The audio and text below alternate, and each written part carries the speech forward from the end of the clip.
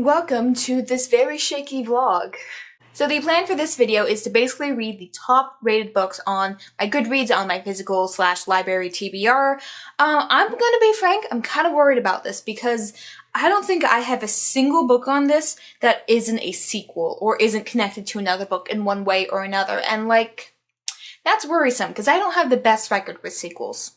I do want to say this list is a little bit edited than what it would be because I am depending on my library once again, and quite frankly, Legendborn was going to be on this, but it's 16-week wait. I don't have 16 weeks to make this video, so that was excluded from this list.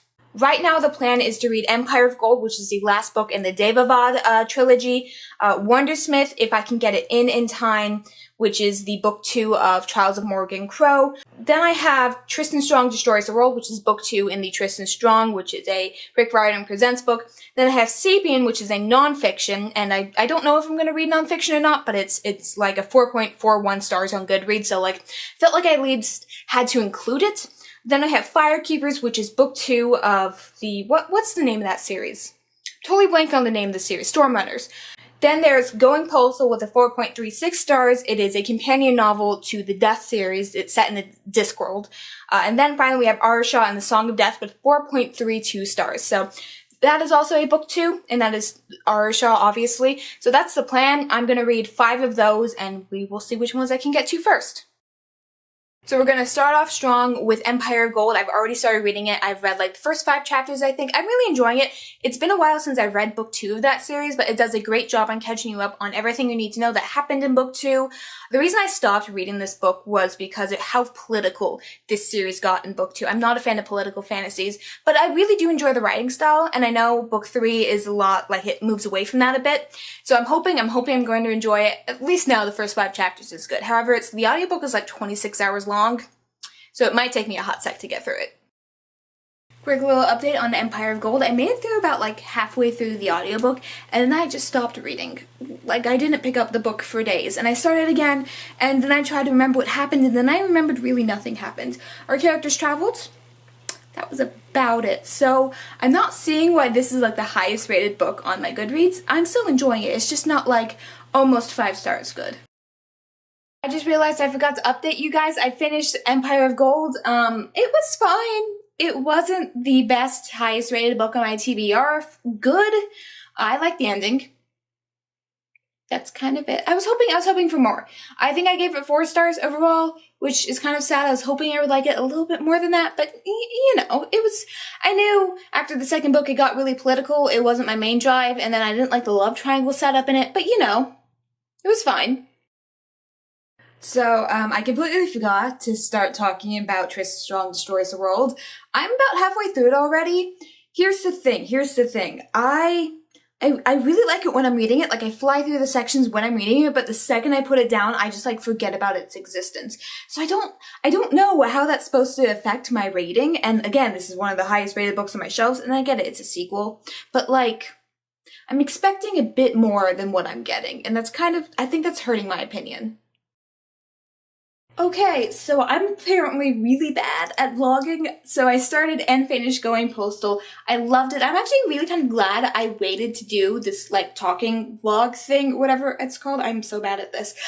Because I actually changed my review. I originally gave it 4 stars. I'm it was good, it was enjoyable, and I thought about it for a while. And then I realized I really liked this book, so I bumped it up to a 5 stars. It's definitely a low 5 stars, but I still love the book. And I've now started reading Rhythm of War, which is the 4th book in the Way of Kings series.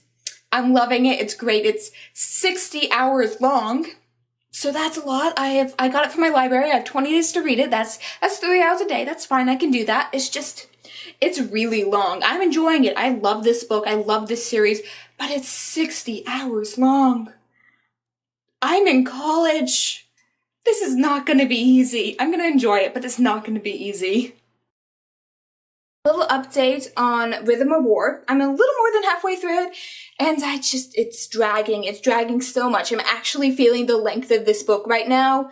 I didn't care for this entire middle section at all. I'm hoping it picks up again once we get to the climax, but right now, it's not looking great for the rating of this book. I was really hoping to enjoy it. It's supposed to be one of the best books on my TBR. I was really hoping to enjoy it. Oh boy. Okay, so I finished Rhythm of War. I liked the ending, but the middle was so long. This book had no need to be 60 hours. There was so much I feel like you could just cut. It spent so much time world building. I'm like, I get why people love this series so much, but it's an absolute struggle for me to get through. I started reading the next R. Shaw book. I think it's Song of Death. I'm liking it so far, but my main issue is that the characters are really acting their age. This is a middle grade book meant for people like 12 years old, and it feels like it's meant for middle schoolers. And I'm like, that's not a bad thing, but it's certainly weighing on my enjoyment of it. So I will check back with you when I finish this, and hopefully I will do the proper wrap-up of supposedly the best books of my Goodreads. So I finished it. I think that's the best reaction I can give at this point. I've already filmed and posted my wrap-up where I discussed this, most of the books on this list actually, and I feel like I'm going to do a little bit more of a deep dive in here because I feel cheated, actually. I'm a little disappointed. All of these books were the top rated books on my TBR. I even adjusted the list originally because I have Legend Born I think on the first one, and it didn't happen. It couldn't come in, and then more books came out and stuff happened. Like, my original list was adjusted to fit the current most popular books on my TBR, and not a single one of them were 5 stars.